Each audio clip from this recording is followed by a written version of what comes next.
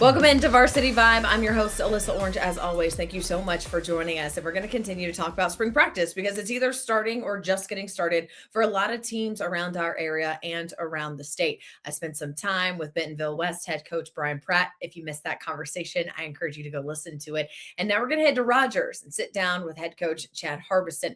You know, they've had a few months now to process and move on from that heartbreaking win against Bryant and now focus on what this 2026 football team is going to look like. They lost pieces like Jeff Regan and Braxton Lindsay, but it's not necessarily about replacing those guys because you quite frankly can't do that. But what the talent they have on the roster and coming in that they can now use to build this brand new team. He's excited about the possibility of the future and the pieces that they have in place. And I enjoyed picking his brain about what Rogers football is going to look like in 2026. So enjoy my conversation with head coach Chad Harbison. You got a lot of holes to fill. You got a lot of people. So different for sure. Yeah. So where do you begin? When the season was over, where you guys kind of start? You gave yourself some time, I'm sure. Yeah. And then you kind of really just start seeing what next year was like.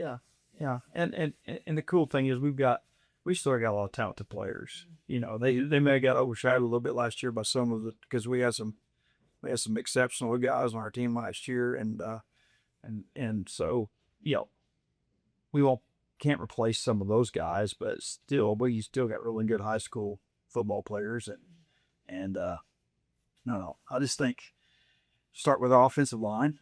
We're back there, those guys. That's kind of should be the strength of our team, and if that's the case, I think that gives you opportunity, gives you a chance. So we feel good about those guys, and then and obviously graduate quarterback, 2-year starter quarterback, 3-time All-State kid, and probably one of the best players ever play here. And so we're in the process of figuring that's what spring football is all about right now, is getting ready to crank it up, see who's going to take over that spot. And we didn't really play the running back much last year because we snapped Jeff. Yeah. So we're different, but we got a couple guys that are really playing well there. They look good.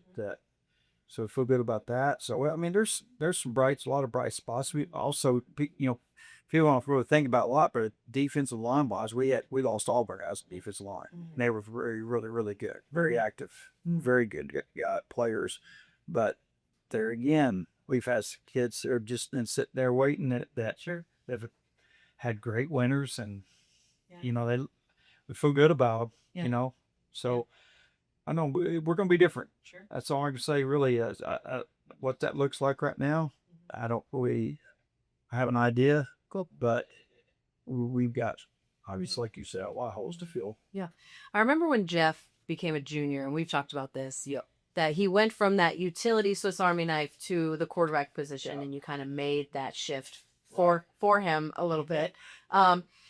But now, when you look at the options that you have with spring football, are these guys that you're maybe going to have to ask someone else to see if they want to shift like Jeff did, or do you say, hey, I think we've got some guys who are quarterback? I mean, we're Jagger Blockberger was a defensive newcomer as a sophomore last year at safety. And he's in, he's him and another guy are in the process of playing the quarterback spot. Yeah. So, he plays safety. He played quarterback for us a little bit on Mondays last year just to get him some reps. He would have been our backup last year had we needed the guy. But he'll come over and battle for that spot. Plus, he's still playing safety. Yeah.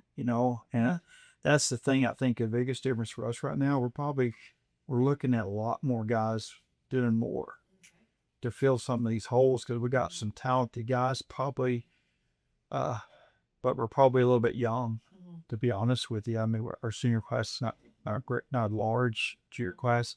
We got a lot of good young kids in our program. So we're just going to kind of try to rely on some guys, the older guys, to kind of step in and do a little bit more. Yeah. No, when you have a quarterback battle like that, just overall in general, what are you looking for specifically throughout the spring to see who's the right fit? I think a lot of it is the intangibles of who's our team going to follow. Yeah. Who do they trust? It's trying to figure out that, and then also grades in production. I mean, who's moving the chains, who's getting the ball in the end zone, who's commanding the offense the best, that sort of stuff. So, and we got a couple guys right now that are really good. They're both playing. They're both doing a great job, and they both have respect to their teammates. So I mean, it's going to be interesting throughout spring to see how that all plays out. And I don't know if we'll know through spring. To be honest with you, summer's going to be a big part of our process as well. Yeah, relying on those team camps and the 7-on-7s to kind of see where that chemistry is built. Yeah, because we're talking about all new receivers too. Yeah. I mean, everybody, all of our skill kids, except for Xander Berg. Xander Berg played a lot for us the last 2 years as a sophomore and a junior, and we have Xander back. But he's the only guy really that's coming back with with a lot of playing experience on the offense. Yeah, I think we've made it about 5 minutes into this conversation without talking about Braxton Lindsay, which is impressive. Yeah, and listen, I was just sitting at lunch talking to some people, and he's in town right now, but his mom sending me podcast, and that dude he's stepped on campus at BYU at 17 years old and has made a huge impact out there, and they're gonna have a hard time not playing him. Yeah, as a true freshman. Yeah, and so super proud of that guy. Yeah, and he's a guy just from. You talk about the tangibles on the football field, but the leadership off the football field. Yeah. Hard to replace a guy like that, but I'm sure at the same time you've got a linebacker position and a wide receiver position to try to see if you can get someone to fill. Yeah, absolutely. Yeah, there again. He's none of those guys. He's probably maybe a once in a lifetime talent for. I mean, not just for us, for a lot of coaches. Yeah. For a lot of programs, he's that good. Yeah. I expect him to play on Sunday someday. Sure. He's that kind of kid, and I'm glad he was here. Yeah. But he also left a cool legacy, and he still stays connected with our kids. He still gets to connect with our coach. So it's kind of neat to have him. Every time he comes in town, he shows up. Yeah. And I think it's kind of neat and people see what he's doing. So at the next level, just in the little things been there. Yeah. So I know I don't know. I'll make you say replace. Sure. No, I know that's a really bad word. Yeah, you just find some other guys that can get it done. Sure. And they're not going to be him. Yeah. And so we can't try to make them be him. Let them be who they are. We've won games before him, and we'll win the games after. We'll just have to do it. Yeah. He was dominant. Yeah. So maybe big picture.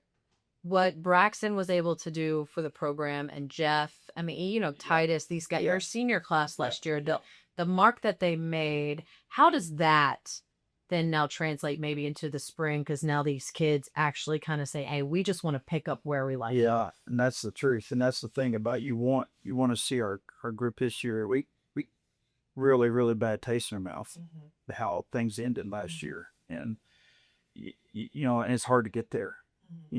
This program in particular, it's been to that level once that I can remember. And we're knocking on the door last year of having an opportunity to play for a championship, and then it didn't work out. So to me, that's the competitive spirit, and that's the fire that should burn in a coach and in our kids. It's like, hey, because everybody's going to say, you lost all these people, and there's no way you could be as good as you were a year ago.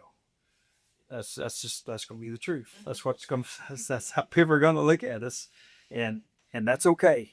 But it'll be different. But there's no reason why we can't have success again. Sure. And get back. Yeah, one of the conversations we've had before prior to today is the talent you do have on those lower levels and setting that standard.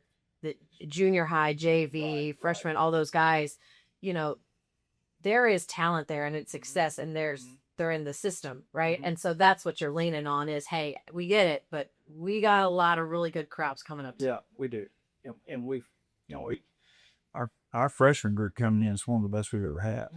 So I think, that'll help us in high school this year, obviously, but I mean, but the last 2 years in a row, we'd won a junior high conference or for whatever that's worth. I mean, I know high school's different. It always is, but our kids have tasted success. They know what it takes. And like you said, our system, and starting our 6th year now. Yeah. There's not a kid in our program that's played in any other system. So that helps us a lot, that continuity, that consistency that they have. And so, and our strength, like guys, I've mentioned a bunch of times, our strength and condition is so much, we're so much further ahead than we were 6 years ago. It's not even, it's crazy. Look at the numbers. So I don't know. Things are going the right way. Sure. So Sure.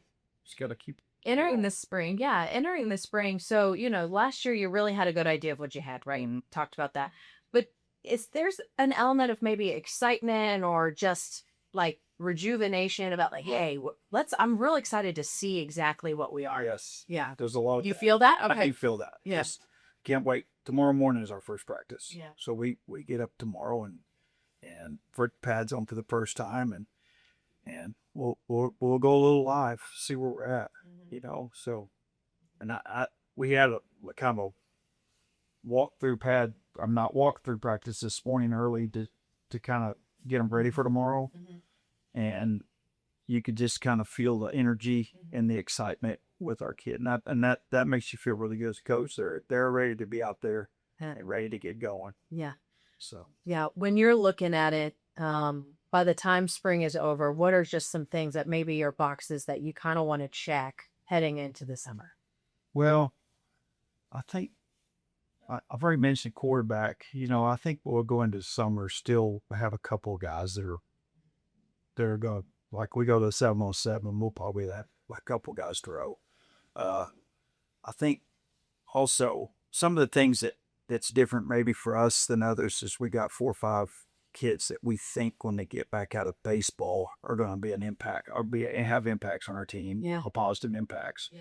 So we're going to go through spring without those guys. So the cool thing would be, can we create depth? Can we find guys through spring practice that we could trust to play? And in the slot receiver, for example, or our outside receiver, we got to find some of those guys. And then I think a lot of our question marks are really going to be in the defensive line and then the back end of our defense. We moved Jagger off of safety. Who's going to fill Jagger's spot? We graduated the other safety. Who's going to play those two positions? We got 4 guys battling that corner right now. I mean, there's a lot of those question marks that spring ball will help us answer. Yeah. Yeah.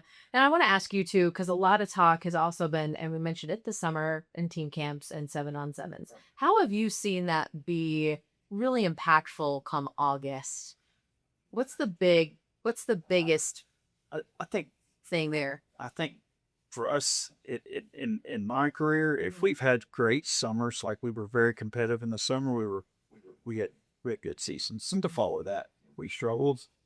It's just kind of part of it. But I think the competitive practice piece of all that we do in the summer, it really gives you an opportunity that's a whole lot better to go do the team camps and 7-on-7s against other people and kind of see where your kids stack up versus just seeing each other every day. Yeah. So I think it's a big deal. And I think we learn a lot too when we get to a team camp, and we try to go to a couple places where we don't have to play the guys we're going to play in the fall. A couple of those things this summer just to see where we stack up. So, that's all good. I mean, I think that's just where we can do a lot better evaluate. Well, football's never really over around here. I'm sure you've been busy even since the end of December. Yeah, it's just different than it used to be. It really is. I mean, we don't slow down.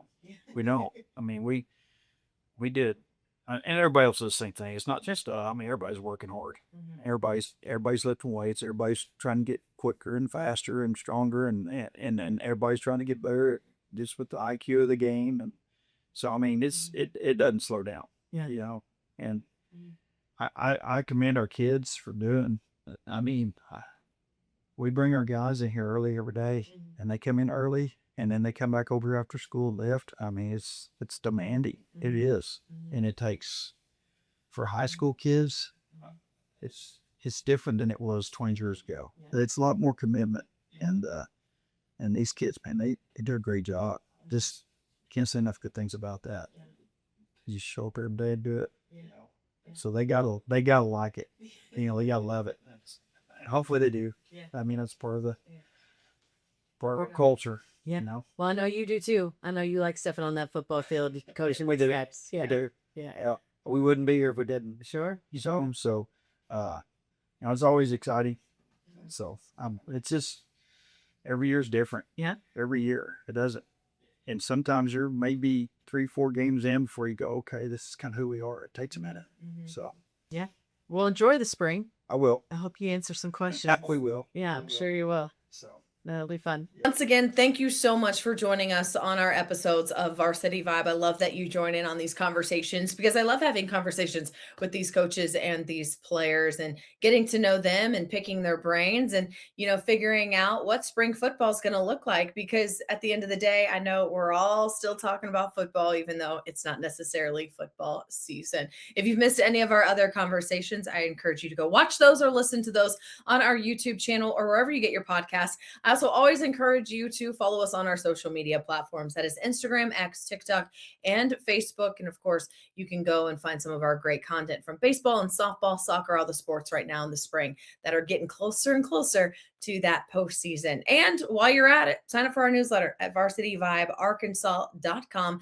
That comes to your inbox twice a week. You get those on Tuesdays and Fridays. Keeps you know in what's going on with high school athletics around the state. Once again, I'm Alyssa Orange. Thank you so much for joining us, and I'll see you next time.